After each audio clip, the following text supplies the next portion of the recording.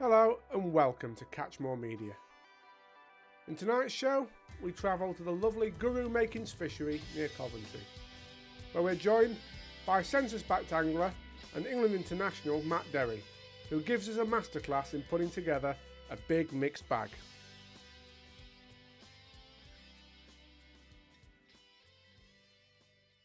Well, I'm on the bank today with a good friend of mine. Recently capped England International. Is it 3 years you fish for the seniors now, Matt? Second one. Well, I fished home internationals in Ireland. She won that. I think that counts, because you won that individually, Yeah, I won that individually, as a debut, really, for the adult senior team. But yeah, this is the third year now, off to Italy this year, so it's all going well. Brilliant. And you're 27, are you? 26. 26? 26, yeah. So, I mean, to be capped 3 times for England at that age is quite incredible. Yeah. Just talk to me briefly, Matt, about your background, because I know you fished for the England youth teams for quite some years. Yeah, it's been a long journey really, Tom, to get where we are now. I think the first trial I ever fished at Makins Fishery on Lake One. Where we are today. Where we are today. It's been long, 13 years since then, 13 when I first got in the team. First trial, it was good, a good trial, and I think the first venue we fished was in Croatia, if I remember right. And it's somewhere else to be mixing around the type of anglers we was. Mark Downs, Steve Saunders, people like that. Will Raisin was helping with the team and stuff. Alan come and helped with the team as well. It was, for a young angler, it was something really special. But being around them type of people and that type of match, I mean, it was in the heat we're fishing in as well, 40 degrees heat. It was hard work, but it really did drive you on. To go further in your fishing and just keep progressing, really. I had a long time with that sort of team, in my youth team. Stepped up to the under 25s then, had a good run with them. We won a lot of medals, gold, silvers, bronze, a few near misses, a few close up there individually wise. With some brilliant team performances as well. And it's been a long run, Tom, it has. It's nice now. Just not so much paying off, but you really are, enjoying that type of fishing. I can imagine. I mean, I think the thing that a lot of people who aren't involved with this sort of circuit don't appreciate is the dedication it takes, and also the fact that you have to be quite disciplined in what you do in the UK, don't you? You can't just sort of fish the same matches that everybody else does a lot of the time. Oh, well, yeah, we're practicing for your fishing venues to relate to the venues abroad. Yeah. And it's hard to fish like a small commercial, fishing little bits of pellets, little bits of maggots. When you go abroad, you need to be thinking about big mixes of ground bait, 17, 20 litres of ground bait, a lot of bait introduced into that. And the way they're feeding, in these hot countries, the feeding's got to be sometimes very aggressive. Yes. And it's hard, there's not many venues over here where we can relate to that. But that's what we need to try and do to help us when we go abroad. We're on top of our game. It's very important. Definitely, very interesting. Talk to me about this year's European Championship, because you're in the team. Is it in Italy? In Italy, yeah. Well, I think the fishing's going to be hard this year. We haven't got too much information on it as yet. But the information I have got is a bit of a tidal river. Yeah. In Venice. Can vary up to a metre during the 5 hours of the competition. Floats, I believe, are ranging from 3 gram bodied to possibly 30 gram flat float to try and hold. So it's the amount of preparation on the build up to that is immense, really. A lot of time spent tying rigs and hooks and getting all that perfect, really, because you need to turn up there and these lads you're fishing against, you need to be on top of your game. The second you land on the shore, as it were, you really need to be on the ball when you get there. Definitely. I mean, you're 26, you're not a young gun anymore, but you are one of the more youthful members of the team. Obviously yourself, Matt Godfrey in there. And you've got a lot of senior experience to draw on, but what's your long-term goal, Matt? What's your long-term angling ambition, would you say? I don't know, really. The most important thing is to make sure you enjoy it. Yeah. And the anglers we're fishing with, me, Matt, James, Dent, we've been together a long time now. We've grew up together, really, on the match circuit, fishing the same matches, fishing the same trials. We've been abroad many times together, fishing these different venues, and every time we're always working together as a team. It's never it's never individual based, it's all as a team to win that team goal. It's always what we're aiming to do, and you do really bond well. You do bond well as a team. As long as I keep enjoying it, I'll keep fishing. Awesome. Well, I Definitely. think that's such a nice, refreshing thing to hear, because that is what it's all about at the end of the day. Yeah, it is. Yeah, definitely, 100%. And we're here today at Makins Fishery, Lake 4. You won't need any 50-gram flatters, I don't think. No, not today. But sun's shining, we should have a nice day, shouldn't we? Yeah, hopefully. Yeah, we're going to fish long for skimmers. Try and target them skimmers out on that long line, and on that short line, and target some roach. Nice roach in there, nice good stamp roach. Hopefully, we're going to have a good day. The fish will be feeding, I think. They'll be thinking about spawning soon, so they'll be having a good feed, and hopefully we'll have a good day. Awesome. Let's go and have a go, shall we? Yep, that's right. Right, Matt, we're down at the peg. Yep. You've mixed your ground bait. Your tackle's all set up. Just talk to us briefly about how you're going to attack this peg today. Well, I'm going to attack with long line, quite heavy. Yeah. Heavy at the start, and then we need these fish. We need to send these fish down to the bottom. Yeah. They're going to be all up in the water and so on, and we need to send them down to the bottom. So the long line is going to be fed quite heavy initially. Yeah, with ground bait? With ground bait, yeah. A lot of ground bait at the start, and probably topped up quite heavy as well. Cupping it nice and tight on top of a larger area on the bottom, and we're going to catch them right on the deck. So are you going to throw some balls in on that line? Oh yes. Quite a few. Yes. So, balling it long. Balling it long. Short line? Short line. On this peg, you got like a bit of a slope. Short. Yep. It's a bit all over the place. So we're going to cup it on that line. Keep it nice and tight. Cup it a little bit shorter to allow him to explode and roll down the slope a little bit. Yep. And then we're going to fish sort of a spread ball and then just lower it onto that slope. That's the plan anyway. Lovely. And you have set up another cheeky little rig, haven't you? Oh yes, nice little shallow rig. Talk us through that one. Well, I think, the way it's going to be today with the fish, not really, you got to send them down to feed. So with the activity in the roach mix, they are going to stop. They're going to go down initially, and then they're going to come back up again. So we're going to be loose feeding on that, quite heavy, to try and keep them down, but I think they will come up.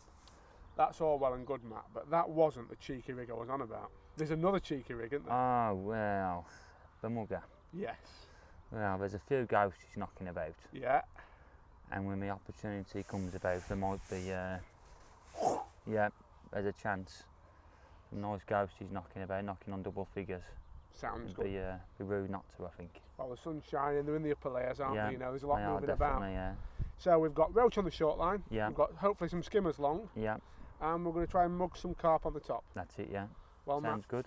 You're going to show us what you're going to put in your feed and how you're going to do it now? Yep, that's right, yeah. Let's have a look. Sound. Matt's mix for his long pole line comprised 1 part Sensas Lake, 1 part Sensas Magic Sweet Fish Meal, and 2 50ml pots of pestaccini, 1 of red and 1 of yellow. He also added a full bag of terre de somme prior to boiling it in the swim. On his roach line, Matt used a much more simple mix of 1 part Sensas Canal Black to 2 parts Sensas Gross Gardons. For more details on exactly what Matt used and how he mixed it up, check out the in-depth videos on either the Sensas UK Facebook page or the Catch More Media Vimeo channel over coming weeks.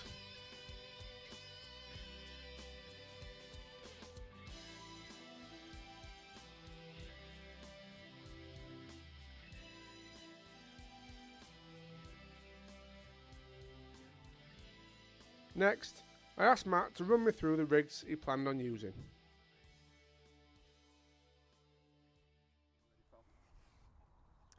Well, this is my skimming rig today. It's got a size 16 hook, quite positive really, this type of fishing is positive fishing on my long line. Starting off with a small bulk, just above the hook length, only a 6-inch hook length. We've got 3 number 11s. Just up from that, we've got our Olivette. Little string of shots. Just underneath those, a few trimming shots. Now these shots will just help me just dot that float down just perfect. Or I can take one off, if the bite's too iffy, pick the float up, so when I get a bite it's a proper fish. Down to the float, I've got a gram one of the new Avon floats from Sensas. A nice float and they settle perfect every time. The line I'm using is 012 feeling. Nice supple line, nice and smooth. Down to an 010 hook length. And it's finished off with an 8 elastic. Now all this tackle is nice and balanced. It'll be important today because there's a good chance I might hook some big tench and even some big carp. But it's not going to have any problems with bumping any skimmers or big roach. And that's my long line. Onto my short line. I've got the same float, a gram. But all I've done, I've changed my shotting pattern a bit really. Down to an 18 hook with an 09 bottom. 010 feeling main line. Starting off with number 11s, a couple of number 11s, then 10s, and then a little spread bulk of number 8s. All that's going to do is my short line is get me a nice fall through the water. This should be better I think for targeting a big roach which we're after. And down to an 8 elastic. Nice and soft. Another rig I've set up for this line is a 4x14 Chianti style float. This is going to be used for upping the layers when the roach start to move up. Got a size 18 hook on this, fishing maggots and casters. And this rig is almost all strung out, starting with 11s with a few number 10s just to dot it down. That rig's going to be used from 6 inches off the bottom up to 2 feet off the bottom. It's got a nice soft 6 elastic, which I think is very important to have a soft elastic when you're fishing up in the layers. You don't want to be spooking fish with bumping them, you want them straight out the swim, and that's what you want for today.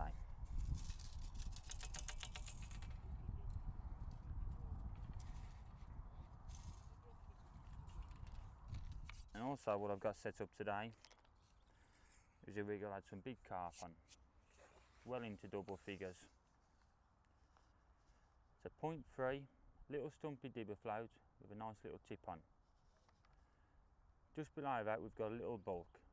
This bulk's going to be used just to flick my rig out with these carp what are feeding just underneath the surface layers.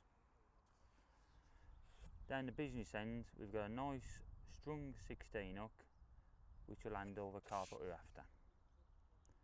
We've got a 014 hook length, which is important when you're looking for these size of fish, a big boneless fish, and you want to get them in when you hook them. With an 016 main line and an 11 elastic. Not too heavy, but it's always been used on pullers to make sure the fish can be landed easy.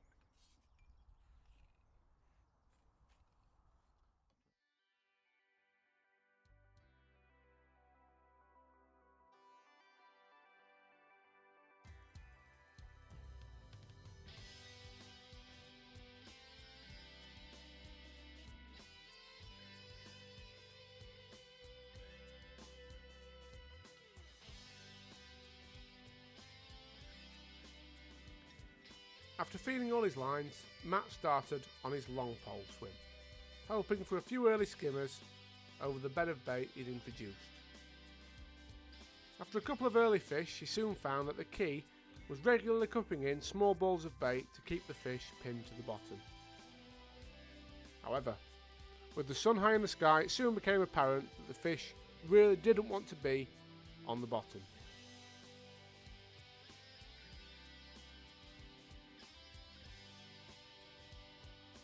He mugged a couple of nice carp before deciding his best route to a big weight of fish was definitely targeting roach in the shallower water on the inside.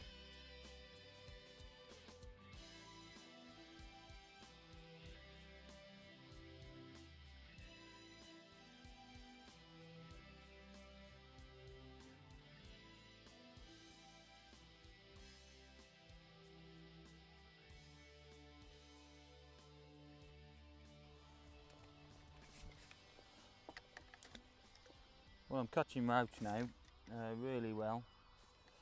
I was catching them over my ground bait line for a long period of time.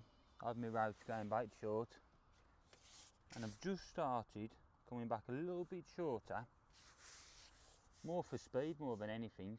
The fish are coming to a loose feed now, and catching them a bit short is going to up the catch rate a load really. The most important thing fishing like this is your depth. Finding the correct depth to hit the bites every time, that's the important thing. You just got to keep tweaking the depth all the time to hit every bite. And not only hit every bite, you need to find the right stamp of a fish in the peg. Now I think at the minute, if we was to come shallower, we'd catch smaller fish. What we need to do is keep a little bit deeper in the peg to keep the quality. Now a good size roach, the average is about 4 ounce, 4 to 5 ounce maybe, with roach up to £1.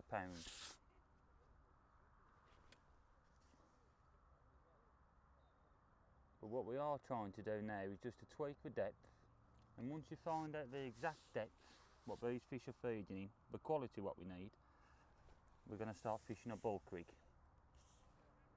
and that will again speed up our catch rate. And we're not far off now, we've been tweaking the depth quite a lot now. These fish will just find the layer in the water what they want to feed in. A little bit higher in the water then.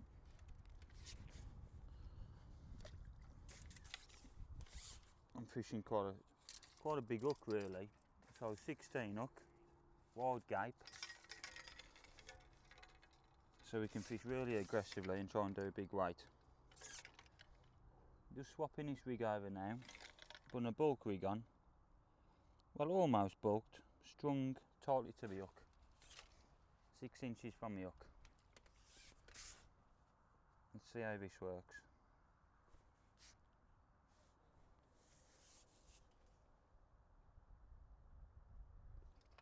Bite straight away.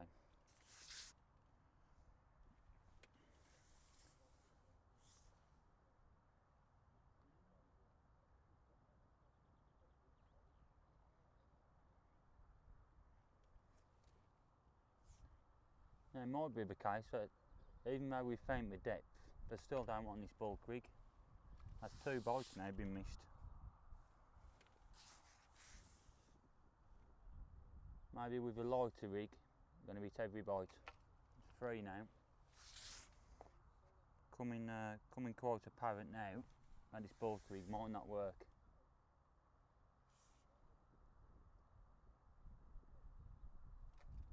It's a 4th one and a fish on the end. Nice size roach.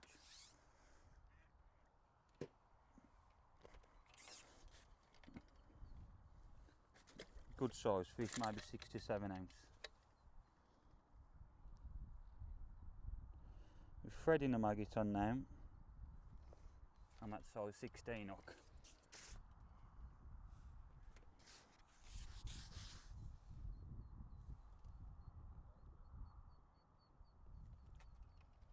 Another bite missed.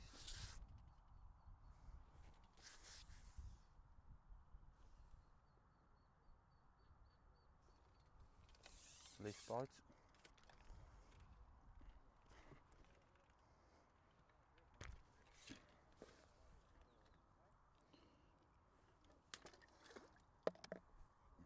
Now what I'm going to do now, I'm just going to shallow up a little bit, because the only reason why we're missing bites is because either the hook's too big or we're fishing the wrong depth. So something needs to change.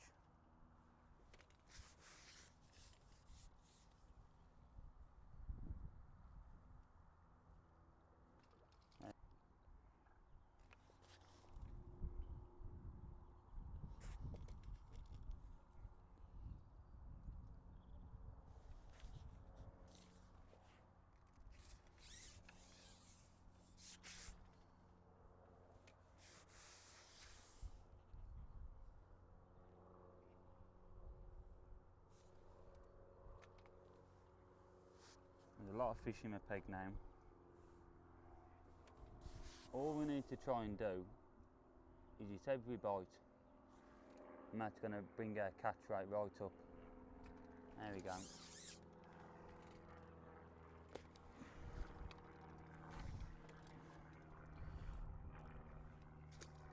It's a good sign when you're hooking a fish down my throat, and it's an indicator to tweak the depth a little bit.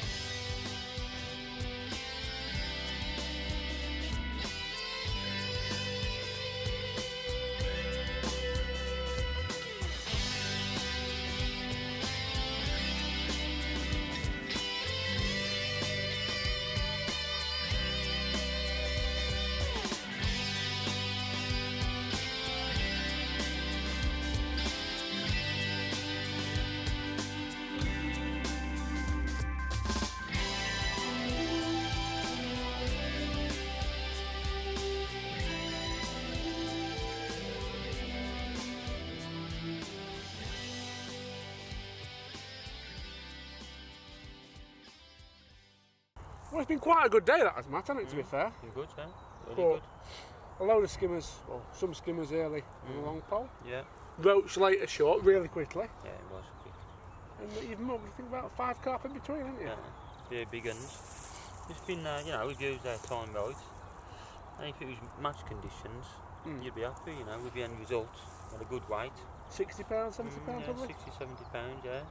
On a day like today, just coming out of winter, it'd be, I think it would have been up there, that type of weight. Definitely, 100%. But you fished all day. We got here at 8 o'clock this morning. It's now about 6 o'clock at night, and you're still not happy, are you? No. I think we need to test this pole properly. You want to? Want to go down the edge?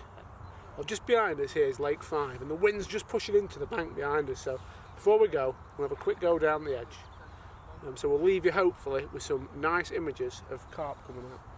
But until next time, folks, we'll see you later.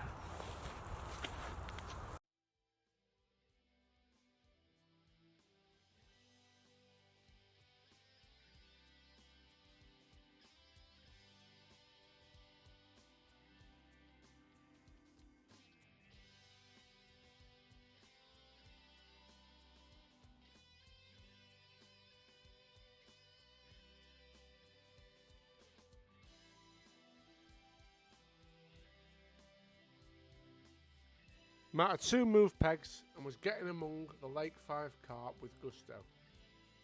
Although he doesn't do nearly as much commercial fishing as he would like, given his international commitments, it was clear that he was really enjoying himself. We had a great day on the bank together, and it's easy to see why he's achieved so much at such a young age, and I'm sure the future is even brighter for him. Next week, we join Armour Joward at the lovely Lawn Farm Fishery near Cambridge, where bomb and pellet waggler are order of the day for a big net of hard-fighting carp. Until then, folks, stay safe and hope you have tight lines over the weekend.